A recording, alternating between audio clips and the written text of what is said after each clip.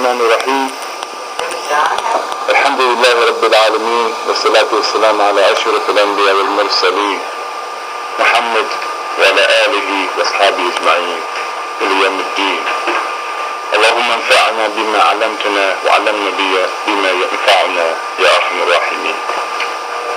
We have the first speaker, Dr.Ali Kettani. So I have up to 10:30. I'll talk about for 1 hour. بسم الله الرحمن الرحيم. الصلاة والسلام على سيدنا وحبيبنا محمد وعلى آله وصحبه أجمعين. So dear brothers and sisters, in the course that I have given you, I tried to give you a general overview on Muslim minorities. As I told you, the word minority, I'm not at ease with it. Sometimes the euphemism is used talking about Muslim communities in non-Muslim countries. I don't like that either. So, waiting for a better word, let's give under quotation marks Muslim minorities. I told you that the Ummah is one, and therefore there is absolutely no difference between a minority and majority. Each one of them is as important as the other. Since Prophet ﷺ said that Muslims are one single body, if a part of the body hurts, the whole body hurts, then unless we feel that way, we are not really Muslims. In other words, whether that part of the body is a finger or a nose or a ear, everyone is important, and we can't afford to have it shut.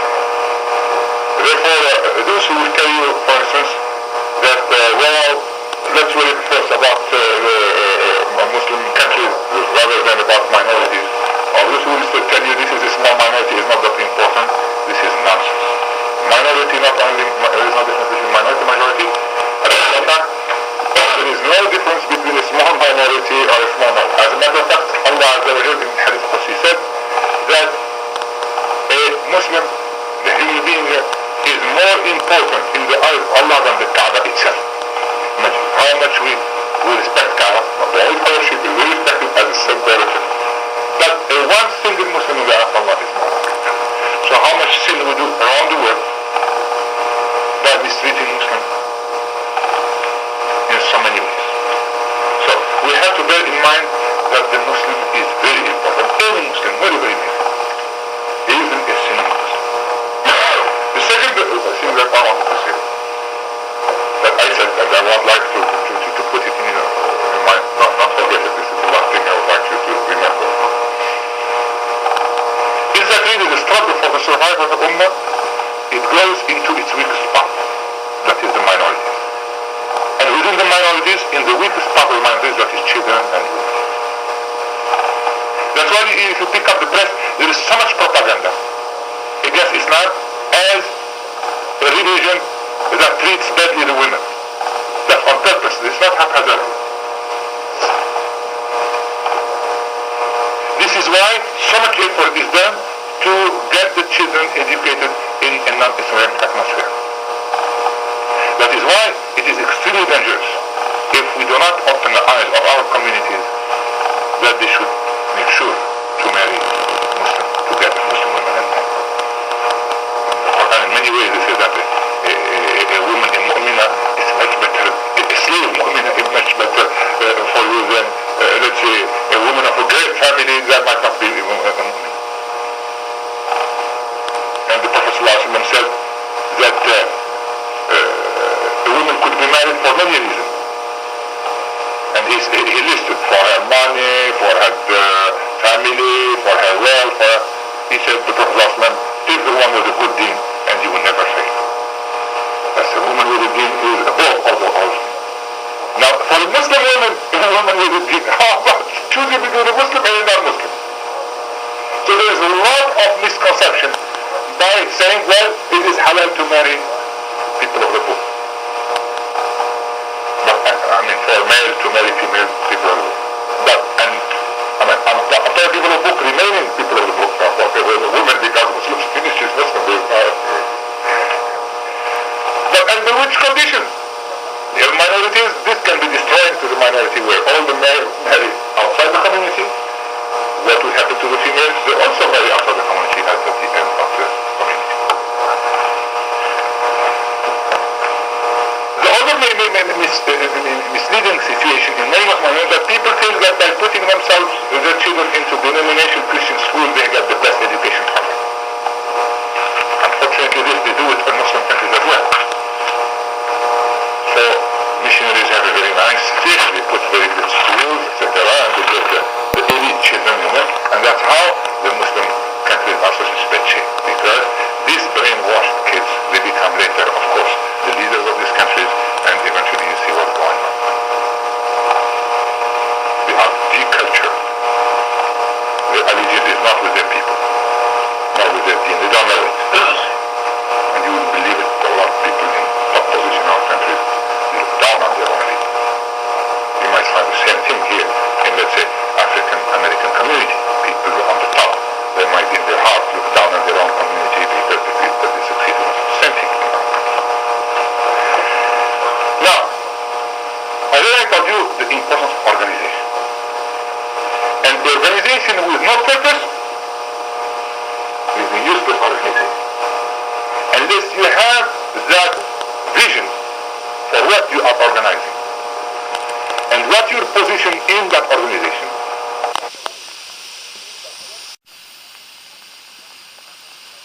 If you are not contributing to that, that you are really not doing, you shouldn't be there. I don't need to tell you that you should leave. I'm saying this to stress that you are the carriers of Islam here, and you better be aware of it and work toward it. You have no choice. You cannot go anywhere. This is your country, wherever you are, in any minority situation. Your ships are burned. You're here. That's it. Yeah, that's it. So you better, in part of being good Muslim, here is to spread Islam. It's part of it. It's like Salah, Siyam, etc. It's part of it. And it's only you which is as the Muslim community. Now I told you the levels of work for the Muslim community. To try to face back this efforts of crushing the community, of assimilating it. And I will tell you some of the, now I would like to give you many examples, specific examples. And at the national level, at the regional level, and at the community level, to show you situation, either conflictive situation or potential conflict situation, that show that a Muslim leader, and we hope to be all of us, all Muslims are leaders in a way. When Prophet said, in one speciality or another, every one of us should be a leader. Ra'i means the shepherd is a leader. And every of us are leaders. But that means that we are leaders on the same thing.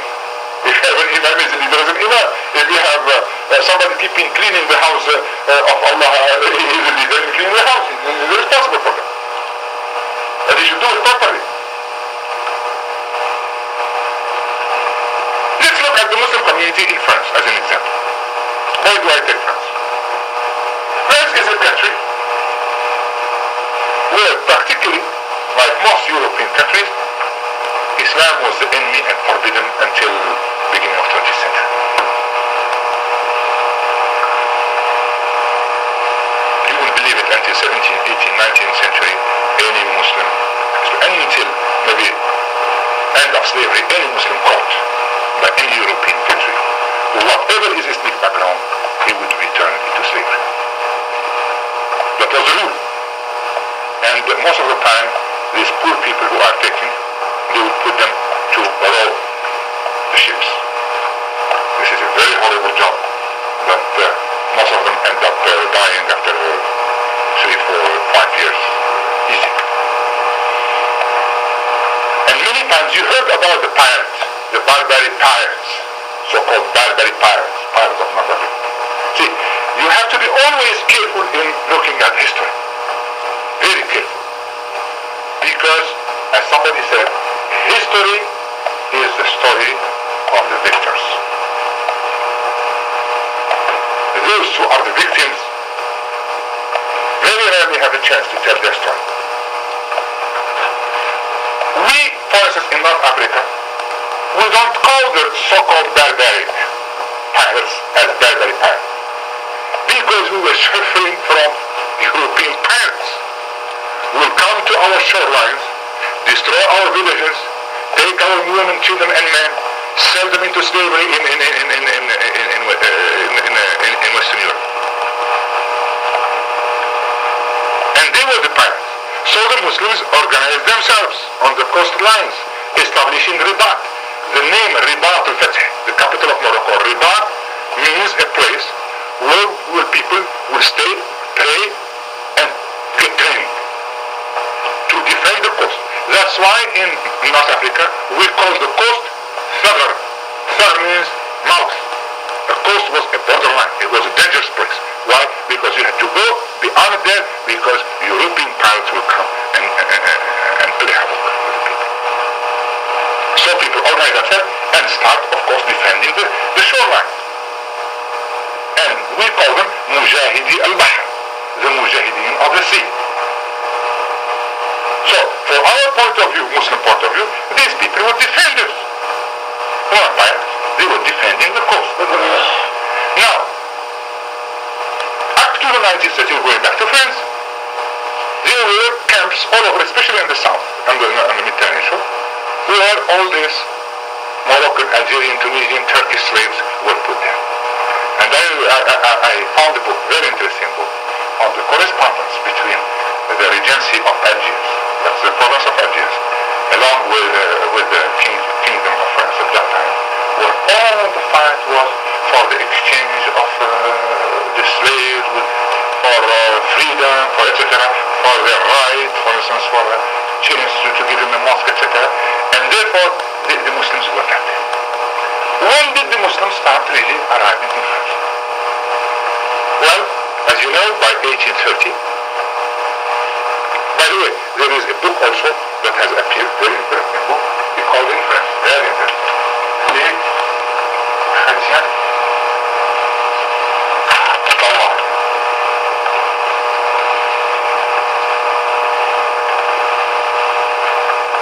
That means the Christians of Allah. The name sounds funny. The author is Ben Assar. Although the name sounds Muslim name, the persons are not Muslim. I don't know what they are. They are husband and wife. And they did fantastic work into digging in the Inquisition tribunals files of most European capitals. No, not at all. And they discovered, they reported the study of the file of 5,000 files of people who fled Europe to Muslim land to declare their Islam. Italian, Spanish, French, British, you name it, all of it, German, you name it. And these people, they were eventually caught. This is our system. They were caught. And when they were caught, they did all kinds of torture over them to go back to Christianity and Islam. And wallahi, among them, they were people exactly like the time of the Prophet. A man, you know, these are shuhada that maybe the Muslim world does not. This book has to be translated in all Muslim languages. An Italian brother, they tortured him for so many years and they refused to do away with Islam. And eventually they decided to put him to fire, to burn him alive. And he was going to fire and saying, I mean, this is exactly what Ali said. What a difference. And in this book, they assessed that about 200,000 Europeans fled to North Africa and accepted Islam. No wonder you see in North Africa people in the cities, they look a little bit more European than the people in the countryside. Because really the cities were really the refugees centers of all these people who accepted Islam in their countries, but they could no way be Muslim there. Impossible. They would have been butchered, killed, burned alive, and they had to flee to the closest place between Muslim countries was, of course, the so-called barbaric state. That is North Africa. Now, when around 1830, European countries started conquering Muslim lands for the first time in Africa and Asia. It was in 1830 that the French invaded Algiers. And it was continuous by 1980. By 1880 they were able to conquer most of Algeria. It took them half a century to do that. Now, the first Muslim communities that happened to come to France were around the century. People coming as workers, cleaning street sweepers and stuff like that. Of course, there were no mosques, no nothing. Now, by the time, after World War I, the French Empire included most of West Africa, North Africa, and huge areas of Muslim territory. So France wanted to look at itself like an empire with many Muslim subjects, and that's how the idea of building the first mosque in Paris came from the government itself. They wanted to use the love that the people in the colonies have for Islam to conquer them even better. So that's how the city of Paris gave a piece of land to Muslim representatives from different colonies. There was one big Muslim community in Paris at that time, and the first mosque was built in Paris in 1925. It's still a big mosque, still in 1925. But actually that mosque was built, and it was there. It was there, and really the responsibility of the Algerian religious leaders, Morocco, something like this. But had no effect really to do any da'wah work. This situation remained the same practically up to 1960. The number of Muslims increased slowly, but there were no mosques, no schools, etc. And France was at ease with this because there was a policy of France called established the French citizenship policy established by Napoleon already after the French Revolution, which made France be really like a country of immigration. But the idea is this: the policy of the state is assimilation. Now remember this word, I'm coming back to it. Assimilation. It is a word that the state slowly made out of different immigrants Frenchmen. Assimilate. In other words, every individual immigrating there or his children, they would lose complete relation with their countries. Assimilation means that they will start speaking French and they forgo any other language. And it means also, although there is separation of church and state, that means they will become either laïc, non-religious, or practically Catholic. In other words, a Muslim community coming out with time, they felt that it will be assimilated, they will become Frenchmen, and a lot of people will assimilate. Interestingly enough, it was around 1908 that the first Frenchmen started converting to Islam. 1908. And by the start of one brother by the name of, I think, François Gonon. And this brother became Muslim and followed the Tariqa Alawiyya of Algiers. And he's become a sheikh of his Tariqa. And it was like in Islam that followed among the Frenchmen more or less discreet and secret. And this brother wrote many books, etc., and a huge influence. And now it's a very important Tariqa among the French today, and in Europe, Switzerland. Therefore, if people become Muslim in 1908, alhamdulillah, you will have Frenchmen of French origin, etc., who are already third generation, fourth generation Muslims nowadays. But all was discreet. Now, by 1960, still you had only one single mosque. There's not single mosque. The Muslim population increased maybe from 5,000 to something like 200,000. But for any person watching the scene, you will see that these Muslims are going to be assimilated like many others before. There's no schools, no nothing, not even conscience. And unfortunately, most of the Muslims were the law of the law in the society. They were nowhere in the administration, in the arts and universities, and they were maybe the majority in the prisons and the detention centers and the area and so on. So, you remember that in 1955 broke out the War of Liberation of Algeria, which received its independence in 1962. See, I'm telling you that Allah has his many ways of forming a community. We are not telling you the story in detail, but we have some time. What happened in that war? Algeria was considered by the French as French territory. And the Algerians were called French Muslims.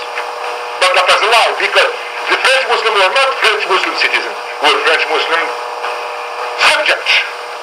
They did not have the right of the citizen. The French of France, the non-Muslim, had the right. And when somebody was, let's say, given French citizenship among the Algerians, he had practically to forgo his Islamic faith, notwithstanding separation of church and state. This is the hypocrisy. If you have to resume the characteristic of Western civilization, one word you can use, one word, hypocrisy. Now what happened? Many Algerians, for one reason or another, fought with the French against their own people. There was in the French army 200,000 Algerians. Fought with arms, guns, soldiers. And when the French were defeated, and Algeria declared its independence, these people who fought against their own people with the French were going to be butchered, they're hiding. So some of them eventually were able to ask for forgiveness and remain, but a great number with their families were removed by the French and settled in France. That was the biggest one chunk of Muslim population established in France. Of course, automatically, since they fought with the French, the Muslims were French citizens. For the Algerian, for the Muslim, or any Muslim, they were Khawana, betrayers. And the hope of France at that time was really to make Christian Frenchmen out of them. So they start changing their names, giving them pork, eating pork, forgetting about Salah, Sia, and telling them they were, following this assimilation. Then when other countries started being independent, there was a big boom of development in France. They needed manpower. In the olden times, they would go and use and just take the coastline for all of Africa, north and south people and get them into slavery. But in modern days, they start making agreement with the national governments, most of them their own puppets put there, to export muscle. Now the national government, since really Morocco, Algeria didn't solve really the problem really. They like the idea because people are jobless at home, they can go there and send money to the country, and for many of these countries that was a big income. For France or other European countries, let's say we're talking about France, that was it. For them it was really like muscle power with no problem. They would be working, and when we will finish with them, we'll send them back. That was the idea. And these people were brought from the countryside. They didn't know anything about Islam. They didn't know the country. They didn't know. They were working day and night. They were men without their families.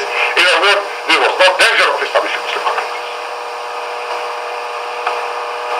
But in the 70s, a miracle happened.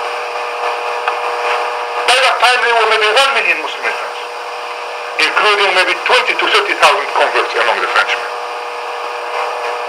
And yet there were only more associations, the same mosque there. The people started asking for mosques. They started putting mosques anywhere, rented house, apartments,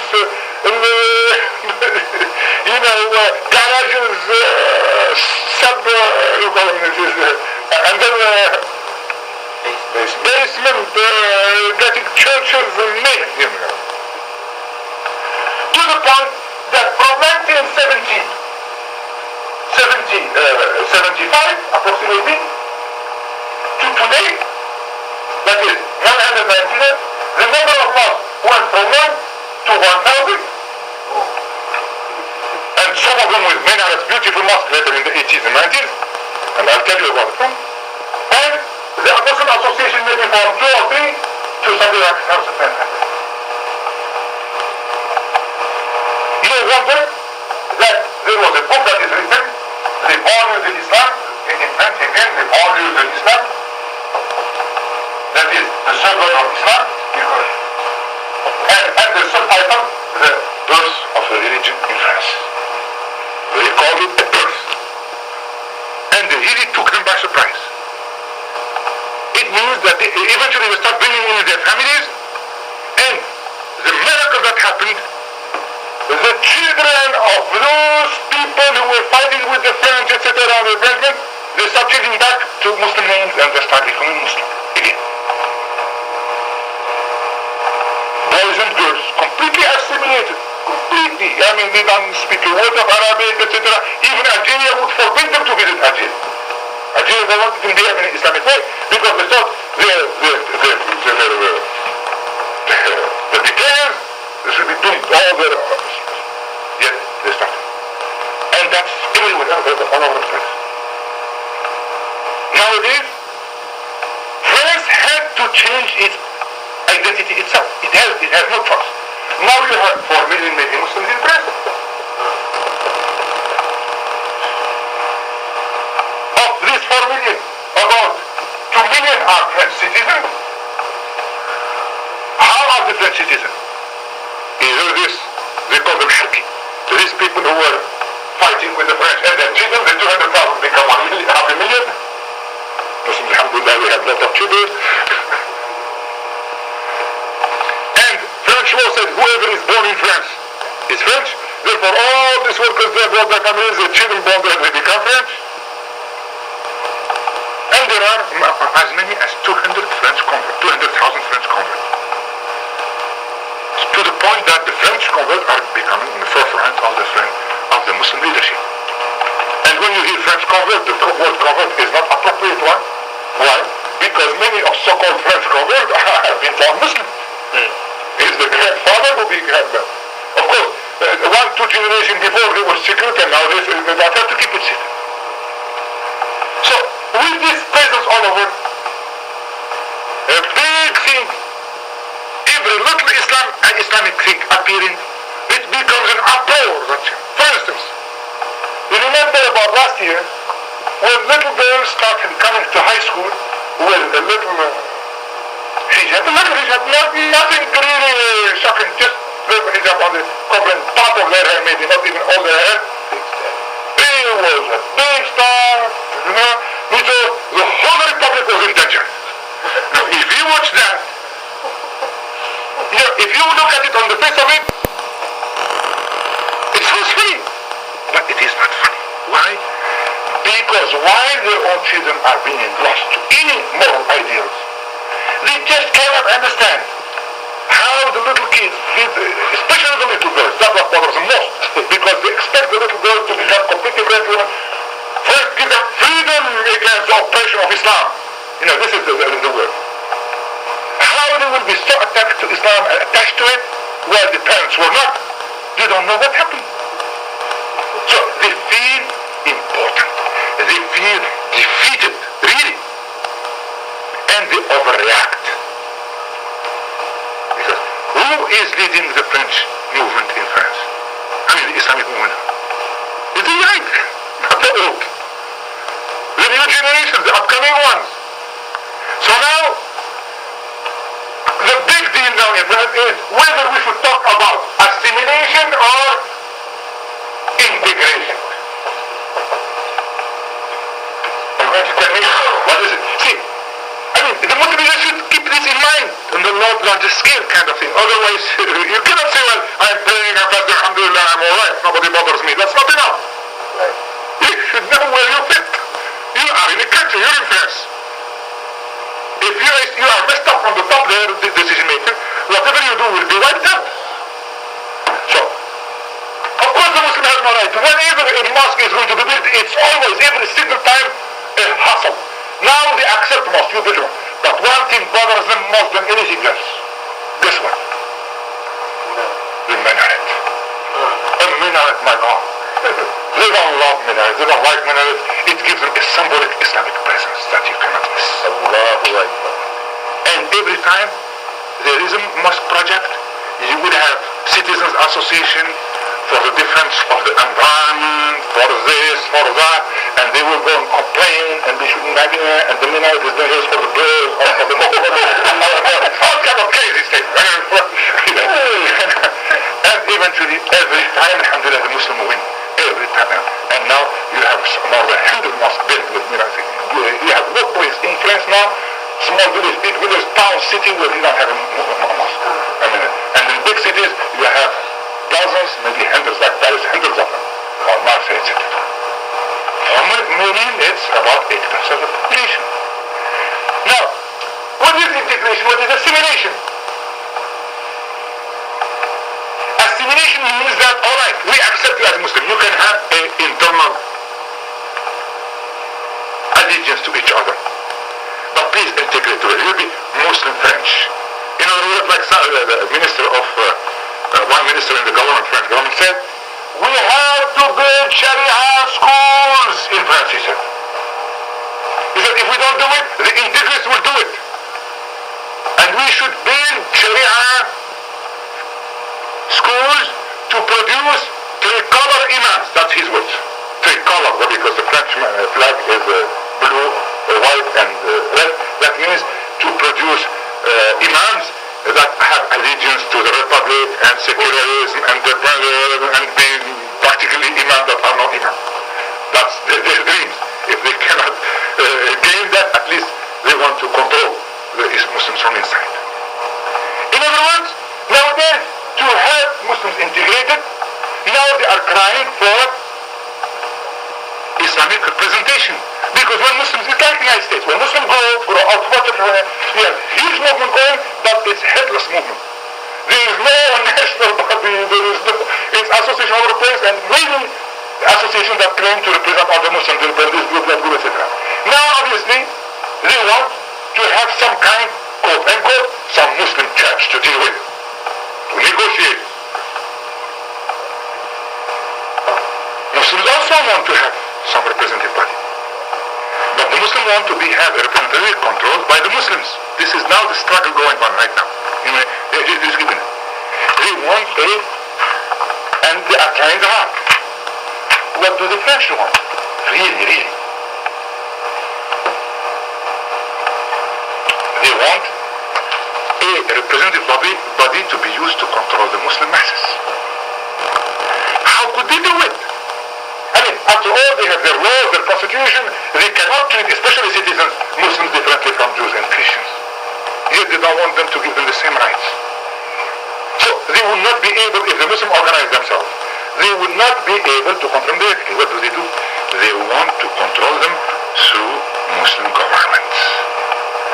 By giving power in these so-called representative bodies, that are not represented at all, to countries like Morocco, Algeria, Saudi Arabia.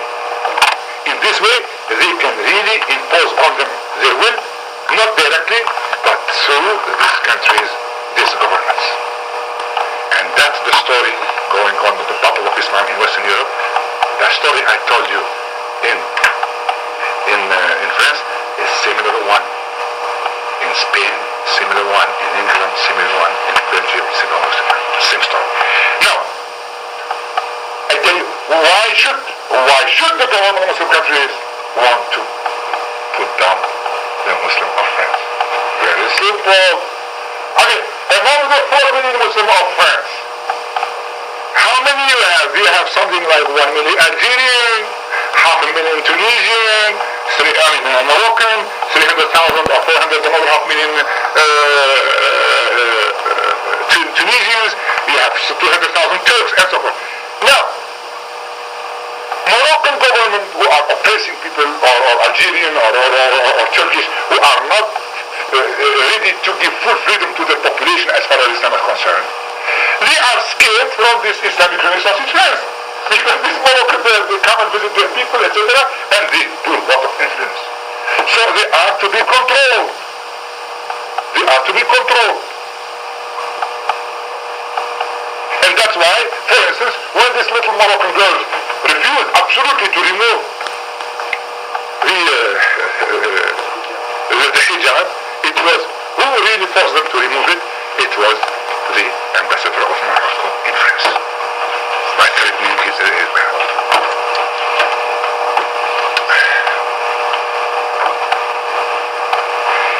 Who is the enemy in all this, therefore?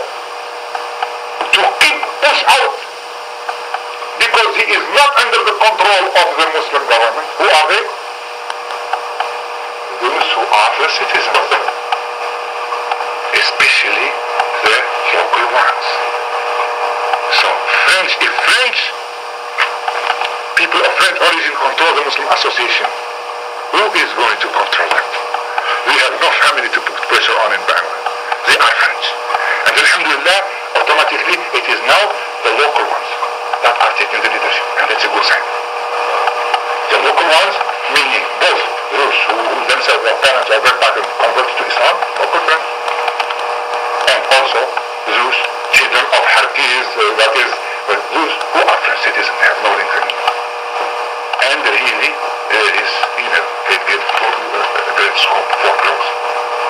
So here you cannot say that the growth of Islam in France was the deed of any great genius Muslim mind. It is the work of Allah. Now I give you another example, and the ways of Allah are great, and He knows better. That's why in the Quran it says, وَيَمْكُرُونَ وَيَمْكُرُ اللَّهُ اللَّهُ خَيْرُ الْمَاكِرِينَ. I will go too far to give you another example, where the ways of growth of big Muslim community went through funny lines. I told you before the case of, for instance, New Caledonia, etc. I tell you here the case of the Muslim community in Toledo, Ohio. You know Toledo, Ohio, not too far from here. You know the mosque there. Who knows the story of that community? How it started? I'll tell you how it started.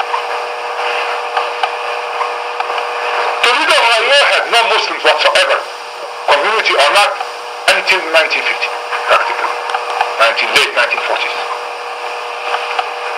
By late 1940s, a gentleman came from the Midwest, United States. He was a born American of some Muslim origin. Maybe he was Yugoslav origin, Lebanese, something, but he didn't know anything about Islam except that he was a Muslim. And he bought a bar. Wine bar in Toledo. And he made a lot of money. He was the first Muslim, the pioneer, the founding father. That's right. Muslims should be very humble. We have to be humble. We have to be humble. Yet this man had to be respected. I'll tell you what. He didn't know better. I mean, you can tell him he's bad man. He didn't know. At least he had that Islamic identity in his heart, didn't die. So the first thing he did when he was successful in his wine business, he started bringing in relatives, friends from all the Middle East. They were all Muslims like him. And quickly, by early 1950s, all the bars, particularly of Toledo, was in the hand of Muslims of this time. Those who maybe went in 60s to Toledo might maybe remember this. These people, frankly speaking, I mean, one had to be humble. These people could have forgotten altogether about Islam. They didn't have to be a lot of money, they were Christian community, they could have become Christian or nothing. Nobody forced them to be anything. Then somebody said to the other somebody, look, we are now a good number here, we have a mosque. They thought of having a mosque. So they established the first Muslim society, and they didn't call themselves Arabs or Yugoslavs, they called themselves the Islamic Association of Toledo. They didn't know, maybe they didn't know even the Caliph, they didn't know, but that little Islamic identity is there, and that's where you start. If you lose that, you lose nothing. You're gone. You're not Muslim anymore. If you still have that identity, you're Muslim, there is a lot of hope for it. Whatever the other appearances. And the Muslim leaders should be aware of that. A person, let's say, who has a small hair link with Islam, please don't cut that hair. Strictly, bring him in. So, we say the then they had to collect money. So they did everything the Christians do. Did you know that they had dances and lottery, etc. They collected the money. They didn't know any other Muslim anywhere, no help from anybody, and they built a big mosque. As a matter of fact, first mosque looked like a church, by the way. Now they are beautiful. They built a new mosque.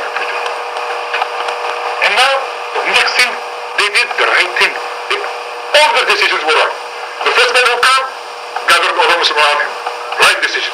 Forget about the white business. The second decision, they organized as a Muslim community. A right decision. They didn't organize as a club. They organized as a religious Muslim community. They could have organized as a club. Friends. They could have done many other things. So a right decision. There's a lot of good in these people. The third decision they made, they built a mosque. Whatever they did it, Allah knows better how to judge it, but they did the right decision. The fourth right decision they did. Yeah, what year was that? Early 50, 52, 51. Yeah. If you go to Toledo, you ask, I have a problem. You know, the story. And I wrote it in my book, in Europe and America. And then the fourth right decision. This is brothers, we have a mosque, we have no imam. I mean, by the way, when they opened the mosque, it was opened with a big dance, you know, in the mosque. But we talk about Islam in the 50s. These are not the only ones like that. The Islamic Center of New England started like that, the Windsor community started like that, London, Ontario started like that, maybe Cedar Rapids or Iowa, all these first communities are the so-called descendants of immigrants. Yeah. They're born, etc. started like that. I'm just giving it to you as an example. Yeah. So then they didn't know what to do with the mosque. They didn't know Arabic, they didn't know Islam, they didn't know Kalima, they didn't know nothing. So they needed an imam. So they was somebody, maybe I think to Bosnia, and they brought a young imam at that time, 1952. And they were lucky. Allah rewarded them for their goodwill, and they were lucky. Because the imam, if he was not really proper man, he would have come, watched this, and this is these are kafirs, and they would have gone away.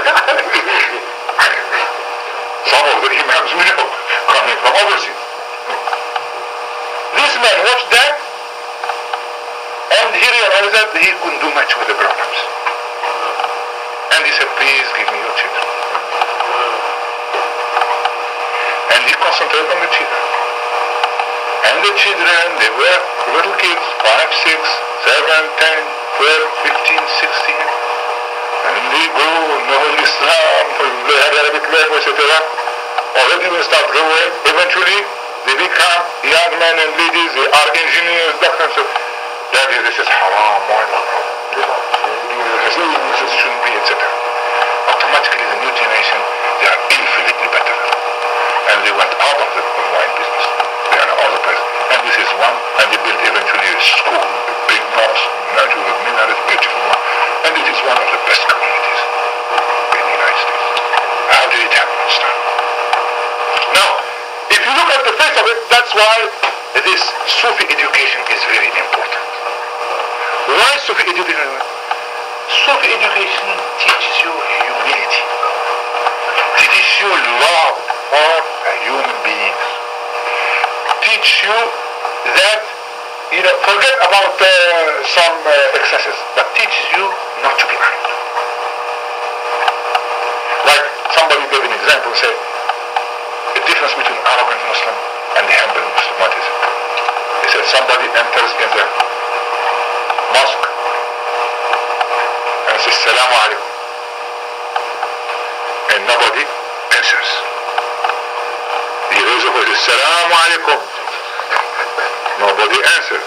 He shouts, Salamu alaikum. Nobody answers. Then he starts cursing the people. Aren't you Muslim? Don't you know that when a Muslim says Salamu alaikum, you should answer alaikum salam?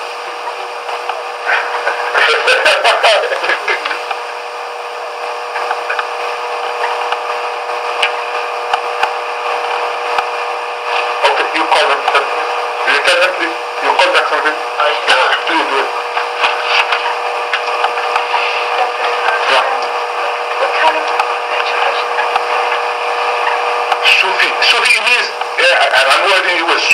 Sufism. You heard about Sufism. They talk a lot of Sufism in the United States, and they try to make Sufism separate from Islam and all kind of nonsense. And they have a Sufi association, dissociate, like yoga, but that's not the proper Sufism. Sufism, forget the word Sufism. I would like, the true Islam is a true Islamic akhlaq of humility, of respecting the other. And this is what I want to do. Forget about this word if it bothers you. It is controversial. So, this is what I... So, the man says, Salam alaikum Muslim. Why? Then a humble Muslim, what will say? He said, the same person, I'm just telling a story, says, Salam alaikum brother. Nobody answered. Then, the other direction, the other folks, Salam alaikum brothers. Nobody answered. The whisper, Salam alaikum brothers. Then he said to him, brothers, am I not a Muslim? Don't you know that a Muslim, when he says Salam alaikum, there's a difference between the two. One, the first one is self-centered. He is always right and the others are wrong. A true Muslim always should look at first within himself. That's what we should do, always. If we all do this, my God, we will fly in the air. That's why Prophet ﷺ said that Allah ordered me to give to the one who denies me, to support the one who let me down, to help the one who doesn't want to help me, and to give to the one who denies me. This is the true Islamic da'wah spirit. So therefore, if we fight within ourselves, in our Islamic world, to remove our ego from our Islamic actions, remove our ego. Don't, when you get something for yourself, please separate it from your Islamic world. When you work for Islam, be a humble servant, completely. And be very humble, really, because after all, we Muslims, we believe that our souls is in the hand of Allah Azza wa Jalla. What guarantee anyone has that we will die Muslims? What guarantee do you have that the man who is drunkard, kafir, that he will not die a saint? What do you know? So you have to be humble. You have to say, pray for yourself, oh Allah, make my last days better than my first ones. Oh Allah, make me die on the shahada. Because we don't control even our own selves. And therefore arrogance is no good. Neither will so-called quote-unquote bad Muslims, nor will non-Muslims at all. Because the hidayah is in the hand of Allah. And since everyone is responsible for himself, our job is on ourselves to do the best we can to serve Islam, to present it, to pass it on. And this is what I want to say. I can give many other examples. We have up to 10:30, we can give.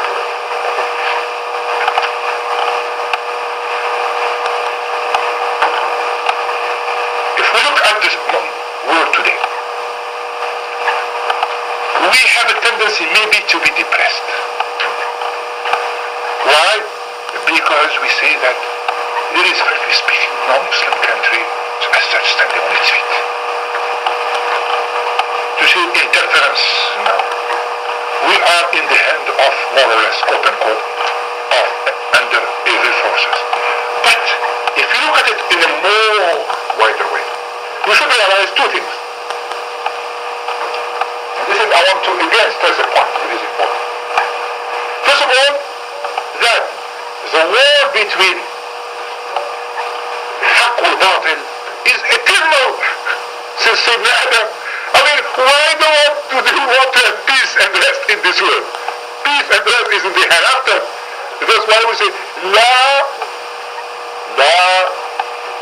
راحة لمؤمن إلا بلقاء ربه. There is no rest for a true mu'min except when he meets his Lord. Therefore, we should not be like this, clenched, etc. We should, it's like a brother told me once, anything that comes to him, a Muslim, is a trial. And for a Muslim, whatever he does is a winner. Good health is a trial. To see whether we'll be thankful or faith. Sometimes we have a good health, most of the time. When good health, we forget Allah. We can run, we can do whatever we want, mashallah. Strong, beautiful. Sickness is the same trial, no difference. Are we going to be patient? Well, is a trial. What do you do? A big, horrible trial. What do you do with that money? You have a lot of responsibility of money. It's a trial. Poverty is a trial. In the eye of Allah, there is absolutely nothing better from a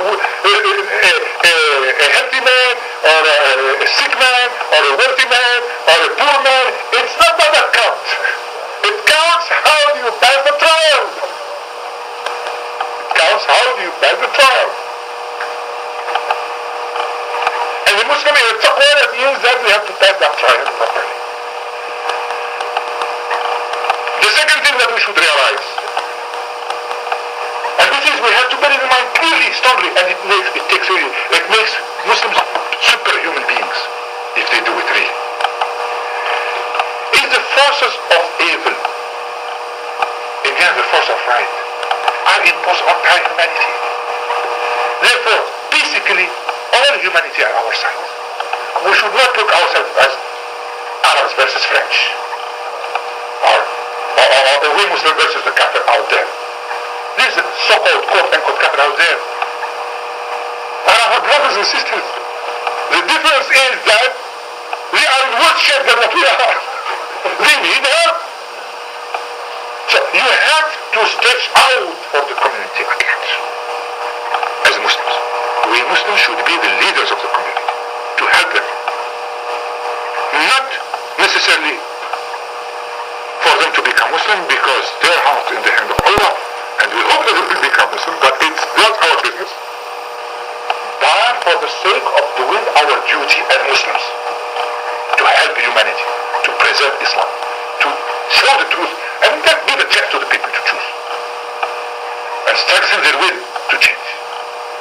The tragedy of the people, all of us, Muslim or non-Muslims, we are lazy. It takes us a lot of effort to think about it. Somebody who has a job, a work, a home, me has no time to think about the hereafter, God, all the misery of the people. It goes, the money becomes like a machine. Wake up this morning, go to work, evening, etc. Go on the weekend and sightseeing and so on. Sometimes there's some upheaval, maybe his wife cheats on him, etc. or vice versa, and then he has and then goes on. Until death comes. Even before realizing his death, life is gone. It's a horrible way to live. In other words, a lot of people go through life without worrying, without being aware of their existence, without being aware of existence. Now you in Muslim minority, we in majority community, we are even in bigger danger to go through life without being aware.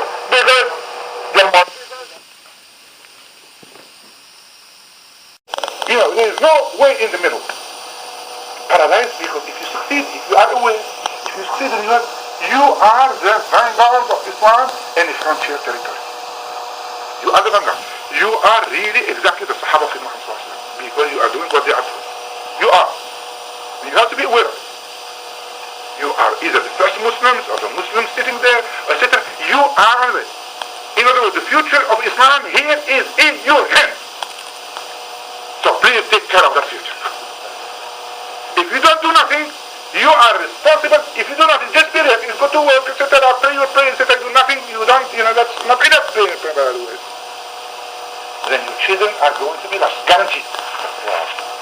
I hope it will not happen. Because these are the forces of assimilation. Whether you are born Muslim or you accept Islam, the same danger over your children, same thing.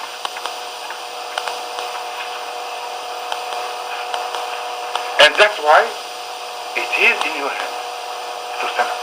The third thing that I want to say also, that we should not really sit down and say, Muslim government, Allah, bad, etc. and so on. Who cares about Muslims? Who cares? Even if the Muslim leaders don't do their part. We should, every one of us, care about us. What did I do for Islam? What did I do? Even little thing I can do, I should do.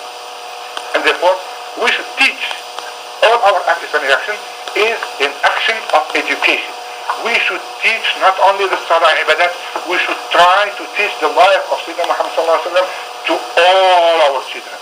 Akhlaq al-Islamiyya, very important. A lot of people who know al-Ibadat do not have akhlaq al-Islamiyya. Somebody who will come here with a big beard, with a big turban, mashallah, President, a great alim, look at you down like this and with suspicion. That's not akhlaq al-Islamiyya, for instance. Assume that he's better than you, that's not akhlaq al-Islamiyya. Come when there is a prayer, present him as the first one without nobody even pushing him, that's not akhlaq al-Islamiyya. You let other people say, please, stop that. That's arrogance. Unless he has been accepted already to be the leader and he doesn't have to repeat it. But assume you are a group of Muslims, you don't know each other, etc. Somebody standing in the front. Nobody knows him, nobody presents him, he's not the Imam of the Jama'ah. That's what I call arrogance. And so we have a lot of what to do. Again, the last point. We Muslims really, we are realized that the abode of this life, after all said, it's a life of trial. We are in trial.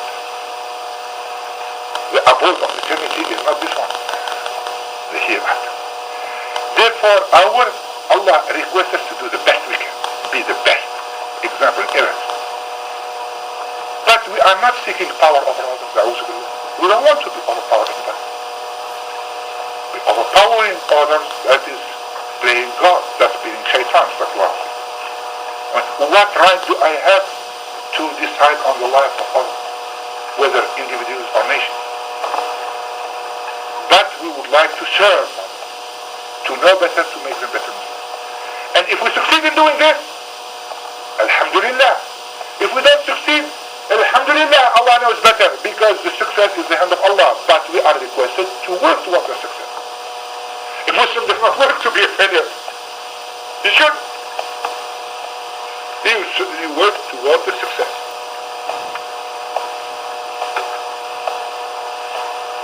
And now, I would like to finish on a rather happy tone.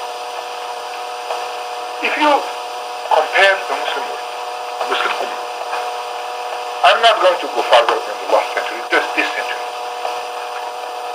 Just each one, if we are 40, 50 years of age, you can even compare your lifetime. You see, alhamdulillah, it is fantastic progress. By any standards. More Muslims are aware of their Islam, more Muslims are coming to Islam. The good news is that the coming generations are against the most incredible odds. What more odds you have when you start with families that have betrayed their ummah and their that have been assimilated, their name changed, etc. And yet you come back to Islam. Now the question is, who made these children of the Hakis that come to France come back to Islam? When everything around was presenting them to de-Islamize more and more. That's a miracle. What made these thousands and thousands and thousands of Frenchmen, Spanish, Frenchmen and women, Spanish, German, Italian, come to Islam? I mean, look, let's talk about the Spanish. What made the Spanish come to Islam? Attraction of the Muslim world? No attraction at all. No attraction.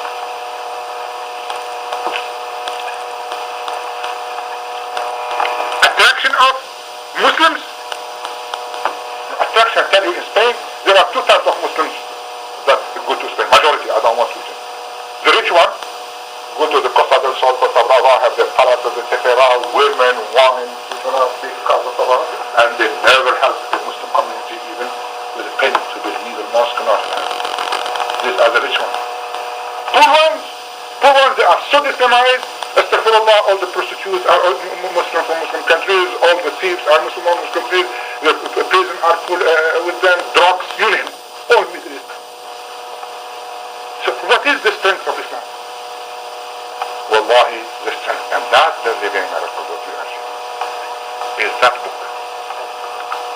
Is La ilaha illallah, Muhammad Rasulullah, and the example of our Prophet. And that's what scares. It's not the armies of Saddam or of Fahd or anybody else. It's not the country. This is in all the city nonsense.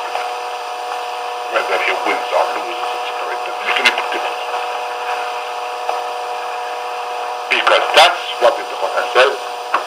The truth has its own strength, and falsehood has its own limits. With this, I close for maybe if there are questions. And I don't know whether this will be our last lecture or not, but apparently I was going to go to Jacksonville, Florida, but apparently now it has been cancelled, so I'll be staying till up to tomorrow. Inshallah. You scheduled for 4 o'clock. Good.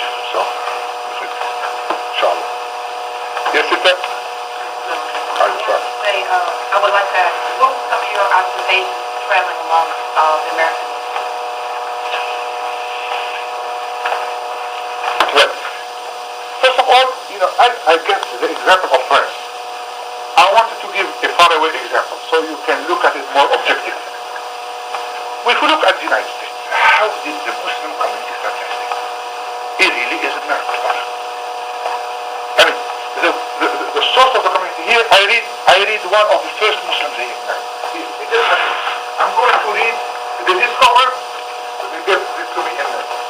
They discovered a manuscript written in Arabic by a Muslim in the 18th century, I think 1800, one of the first manuscripts in Arabic. A man gave his own autobiography. I read it. See how Islam starts. That's your ancestor. Read. It's not just propaganda. You read the book of Roots. Get this story. How you can, it's fantastic how from memories he could go back to his roots. Anyone can do that from you. And he's a man, this is a manuscript. This is in Arabic. He says, my name is Omar ibn Sayyid. You know this? Yes. Should I read it or not? Yes, everybody know it. Should I read it? Yes. So, my name is Omar ibn Sayyid. The place of my birth is Futatoro. That's between Guinea and Senegal. Between the two rivers. The teachers of Bundu Futa were the Sheikh named Muhammad Saeed, my brother, and the Sheikh Gabriel Abdel. Jibril Abdel, something, maybe the deformation is name. I was teacher 25 years. There came a great war to my country. They killed many people. Who did the war and killed? They are the enemies of the Muslims were here in the entire area, and the forest people were the enemies. And the forest people were always fighting the Muslim big state. And when they took Muslims as prisoners, they would take them and sell them to slavery today. That's why a huge proportion of the Muslims were really sold into slavery. And that's why it's a lie when they say that Muslims were selling slaves to the Western world. It's a big lie. This is historical. And that's, if you don't have that historical background, you will not even understand this page. So, this is a case. So he said, they took me to this.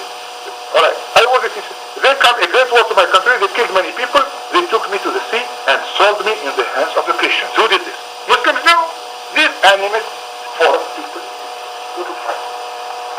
That they have no identity of their own. They were really used by the Europeans. They would give them little money and they go in. So, who bound me and sent me on board of a great ship. Look, again, you have to read every word of it. What did he say? Did he say, they sold me to the white man? They sold me to the Christians. That means that his identity is not ethnic. His identity is Islam. Islam. That reminds me when I was a kid. The French colony Morocco. And I was the only Muslim in the class. Everyone else was Spanish, French, you name it. So we were playing soccer. I was 9 years, 10 years old. I remember vividly. And one of the boys, who is the son of the director of the school, said, you go away, dirty Arab, he said. So I said, I had to tell myself. So I said, shut up, dirty Christian. When I said, shut up, dirty Christian, I mean, it was absolutely normal for me. Then all class stood up like this watching, like if I did something horrible. And then they all, we were a colony. And they went and complained to the director, his father. And the father came to me and he said, why did you call him dirty Christian?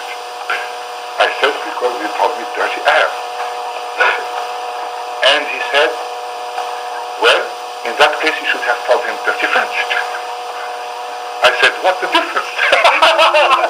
No, I really know. For me, as a kid, Arab, Muslim was the same thing. Christian, French, because it was the same thing. So he gave me a lesson of what is ethnic, what is etc., etc. And then he said, don't do it again. But the point is here, we Muslims, our ethnicity, identity, etc. is Islam everywhere, and that's the normal way. And this brother, he has. So he said, they took me to the sea and sold me in the hands of the Christians, who bound me and sent me on board of a great ship. And we sailed a month and a half when we came to a place called Charleston in the Christian language. See, the one of French language was for the Christian language. Here, English was Christian language because the majority. Here, they sold me to a small, weak man named Johnson, a complete infidel Catholic, who had no fear of God at all. Now I am a small man and not able to do hard work. So I fled from the hands of Johnson, and after a month came to a place where I saw some houses. On the new moon, I went into a large house to pray. A lad saw me and rode off to the place of his father and informed him that he had seen a black man in the great house. For the first time he realized that it is a black man. He could have been brown, there is no way in his statement. A man named Hunter and another man with him on horseback came attended by a troop of dogs, just like a forest in roots. They took me and made me go with them 12 miles to a place called Fayetteville, where they put me in a great house from which I could not get out. Prison. To a prisoner. I continued in the great house, which in the Christian language they call jail. 16 days and nights. One Friday the jailer came and opened the door, and I saw a great many men, all of them Christian, some of whom called out, "What is your name?" I did not understand their Christian language. A man called Bob Mumford took me and led me out of the jail, and I was very well pleased to go with them to their place.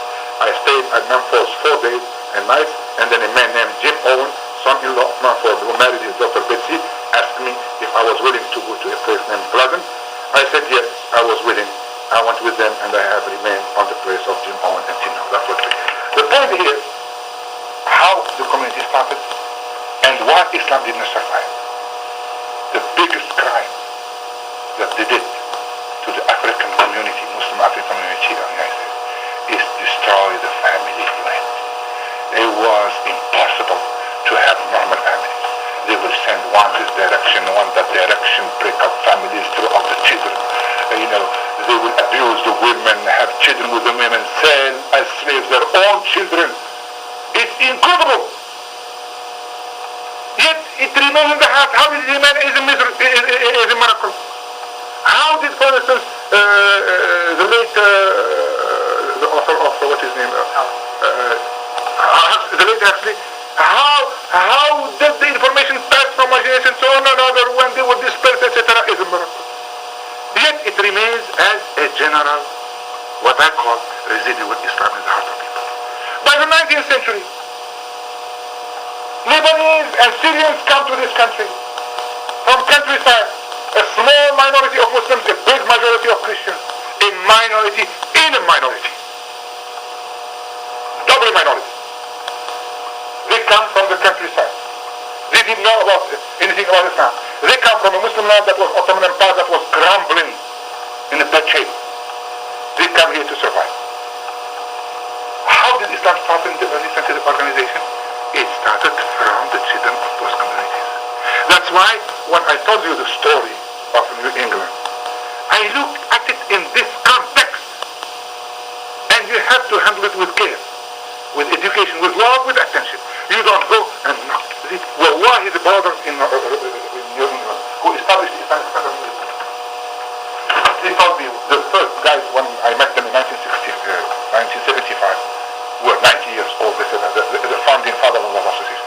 He said, Wallah, Brother Ali, when we established our organization, Wallahi, we did not know what the meaning of La ilaha illallah. We just know rapidly that we were Muslim. Alhamdulillah. And now, compare United States Muslim community 20 years ago and cemetery rights everywhere. But that's not enough. That's not enough. You know what? We have to keep a balance. We should not undermine our spirit by saying we're in a horrible shape. We're not. But we should not stay there content and live on our Lord. We have a long way to go. What happened is we went out of nothingness. We went out of the graves and we are under the sun. But unless we do what we should do, all what I have said, we will go back to the grave, and we don't want it. We can go back to Allah, your past fine as individuals, but we don't want Islam to go to the grave again. So we'd like Islam to be here, to stay and thrive and grow. Any other question? I think we still have 15 minutes. Yeah. Could you talk about the Muslim republics in Russia? Yeah.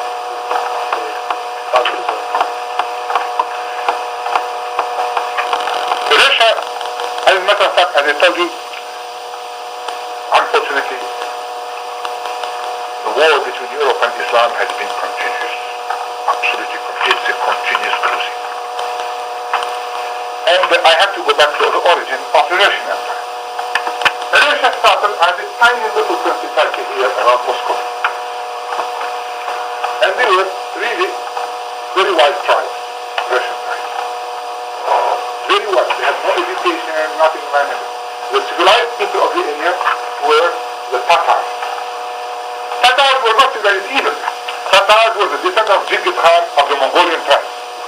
But the moment they conquered all this territory, alhamdulillah, they saw Islam and they became all of them Muslims. So they established big states, Muslim states, but the very least is Muslim. And eventually they conquered all this area that is called Soviet Union. Absolutely including Moscow. And the biggest capital, the biggest state and the biggest capital, and these people eventually with time, they were Mongolian Turks, eventually they also start speaking Turkish. Maybe our brother is one of their descendants. And the biggest capital was Kazan. Here. And they established other kingdoms. Eventually, the capital is Astrakhan here. Another one capital here. And a very important state here is Crimea. Bakhshaserai. So, practically, Crimean state was practically all of Ukrainian and this state. What happened? Albania.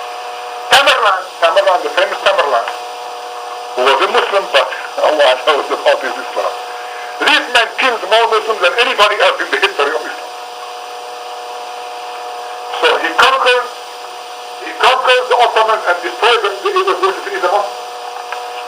He defeated the Ottomans in near Ankara. Then crossed in Central Asia, his capital was Samarkand here in Central Asia, and conquered all the Muslim states here and destroyed them one by one. And then arrived to Moscow. There was a small little principality Russian. And for one reason or another, he decided not to hit them and went back. What happened? He destroyed a balance that was between the Muslim and Muslim. The Muslims were all destroyed, the army is completely defeated, etc. And they have a state, Christian state, that was still not touched. Eventually, that state citizen took advantage. And the first thing they did is to conquer Kazan.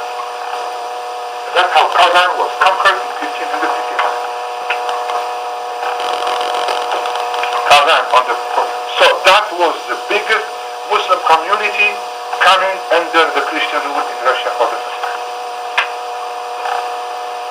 My God, they did horrible things when they conquered. Every single alim has been passed by the sword.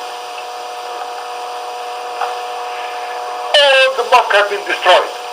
You saw the big church in Moscow? You visualize the big one? All with this domes, many of them. These domes represent the turbans of the Muslims of Kazan. It was built with the spoils of Kazan, that church. And these domes represent the heads of the Muslims. And the Muslim community was taken away and dispersed all over the place. And forced into Christianity. And Islam was abolished. And eventually, they start conquering all of this. south, they conquered the state of Qatima and eventually Asfahan. And in 18th century, I have to go very quickly, they conquered 1776, they conquered Crete, the Tatars of Crete. And then they start pushing. They conquered Armenia, Georgia, and the northern Caucasus region. Here is all Muslim. Chechen Ingush, Kabard Republic, Dagestan, etc. And Azerbaijan.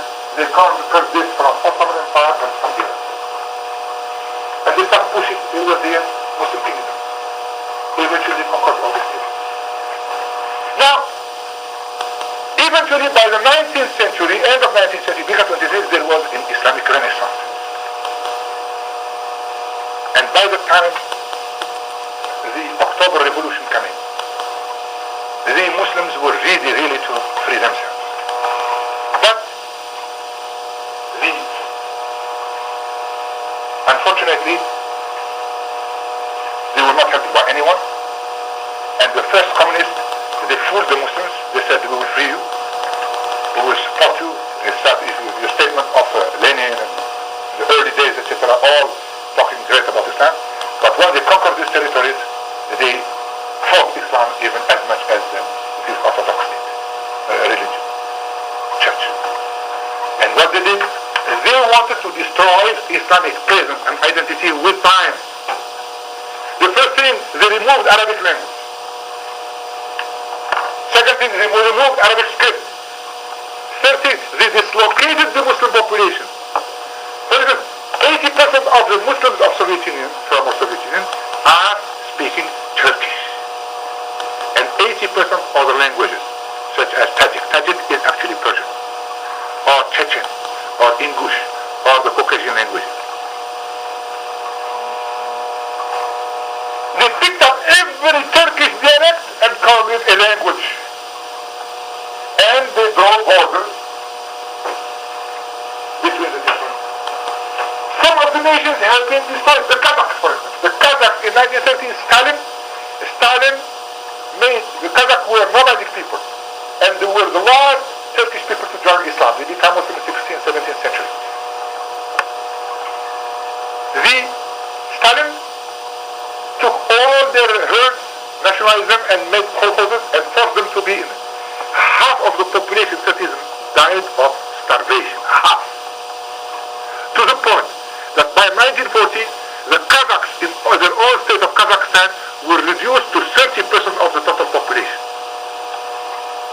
Nowadays, Kazakhstan, which is the Muslim Republic, the Muslim percentage, in spite of a big return, alhamdulillah, barely reaches 49% of the total population. That's why this state in danger, because they can anytime do something nasty to it, since most of the, about half of the population is not Muslim.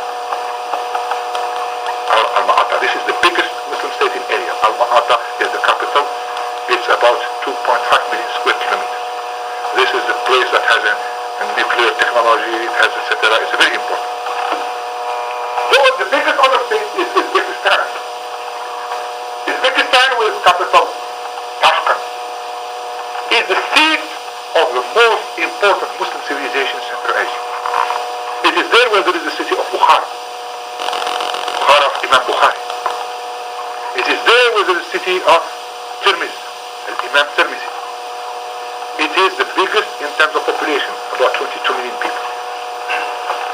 And so the republics that got independent, they are Azerbaijan, Turkmenistan, they are Turkish speaking, Uzbekistan, Kazakhstan, Kyrgyzstan, and Tajikistan, which is Persian speaking. That's 6 But Muslims are only there. 10% of the Republic of Russia are Muslims. There are Muslims in 2 important areas. The Volga region. This first Tatar, now they have an autonomous republic within Russia called Tataristan. 5 million people, and they declared their independence, although nobody wants to recognize it.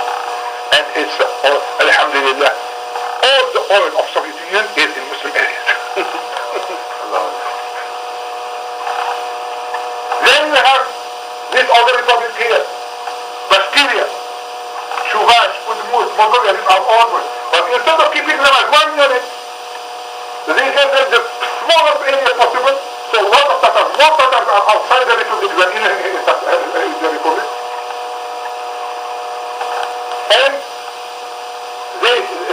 divide them into different nationalities, to divide them. Same thing in North Korea. The whole of Korea is Muslim. Many millions. You have Islamic, they are, most of them speak Caucasian language, not Turkish.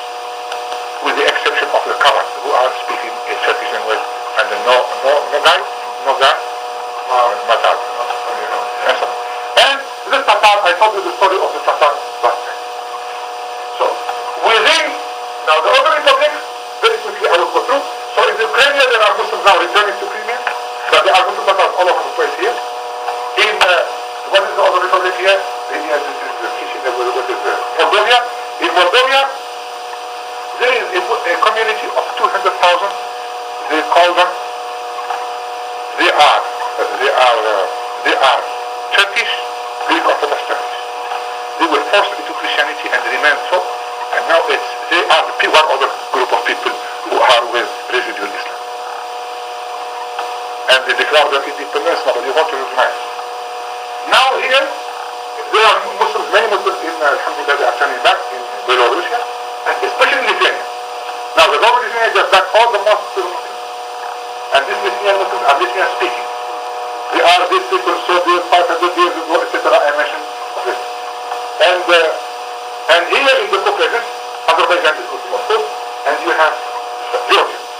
Within Georgia, there are 3 republics, autonomous republics, for Muslim minorities. There are the Ajaria, there is on the border with Turkey.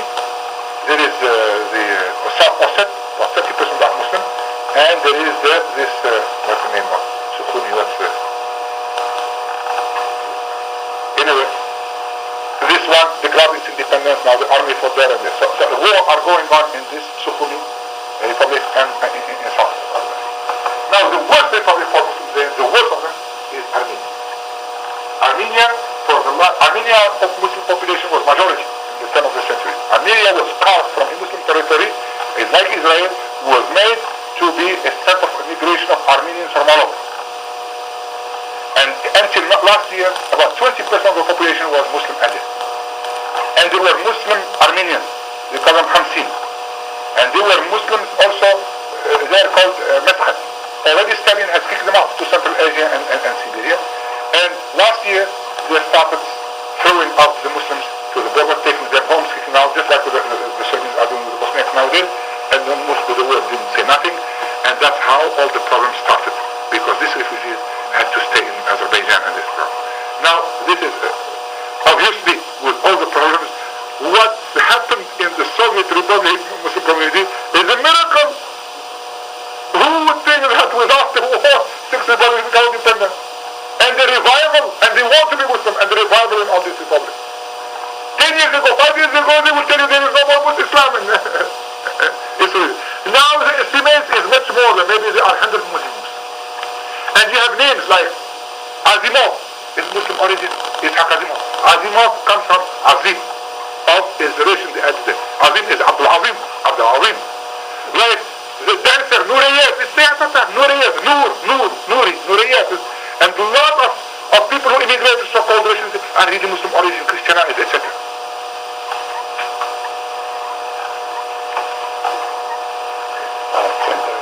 Okay.